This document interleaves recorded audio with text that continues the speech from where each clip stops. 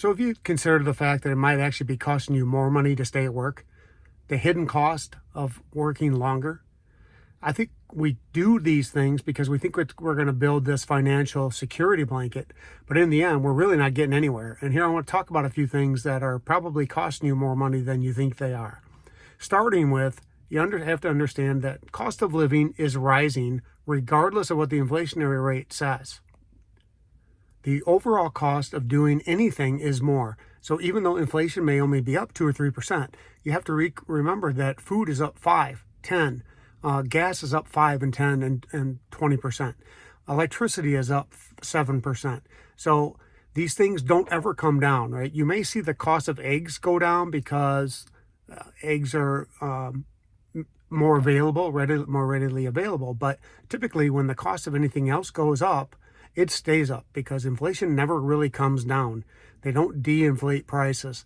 So especially in the large consumer areas, because once they get you used to paying more for that same smaller box of cereal, that's what you're going to end up paying no matter what. And the financial sense of security that you're going, really what you need to make sure you have covered for retirement is the essentials. And if you have the essentials covered, everything else you're saving is going to be bonus money, right?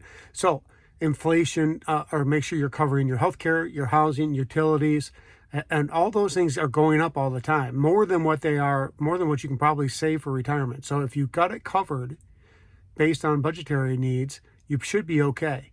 And you need to make sure that you have that money put away and aside just for living expenses, not money to spend every other day, but just for living expenses. I think what a lot of us end up doing is we underestimate the impact of inflation on our time and our savings. We think that by going to work, we're making this extra money and we're putting more money away. But you also have to consider the expenses that go with working. It costs you more gas. It costs you more wear and tear in your car. It costs you more food because you're paying for lunch. And many people buy lunch every day. I know a lot of folks that I work with probably spend $20 a day on food just out of the machines and stuff we have at work. It's ridiculous to see. And I know there's one gentleman here that's been here a very long time who buys all of his food through the machines and the systems we have here at work. We do have a cafeteria. It's expensive to eat there too. But he buys just about everything he eats from this workplace. So, of course, with inflation, you also get a shrinking monetary value, right? You can't buy as much with what you do have. So all those things matter when it comes to these hidden costs of working longer. The other part of that, too, is as you work longer, of course, then you're going to make more money and you're going to pay more taxes. Taxes are going to always be money eaters and we can't really avoid them. But if you're in retirement, you're on a lower income situation usually. And that is going to lower your tax burden, which is going to help you in the long run save money. And of course, everything you put off until retirement is actually things that you may not get the opportunity to do. Consider traveling and moving to different places and enjoying some of those things that maybe a younger you can do and an older you can't do. And that's always weighs on me, especially if you have any kind of pre-existing health conditions. You've got to keep those things in mind. Every day you're at work is a day you're not out living your life and having the lifetime you want.